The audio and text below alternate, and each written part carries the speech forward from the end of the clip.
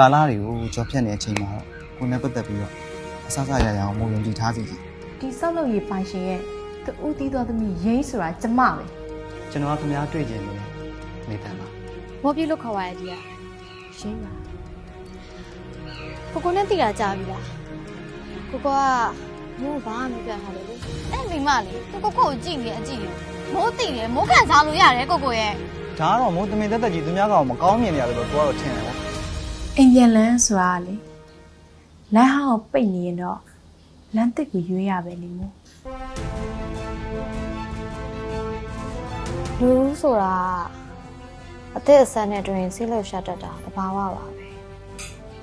ဒါပေမဲ့နေတန်းအိမ်ပြန်လန်းအောင်မိတတ်တဲ့သူမျိုးပေါ့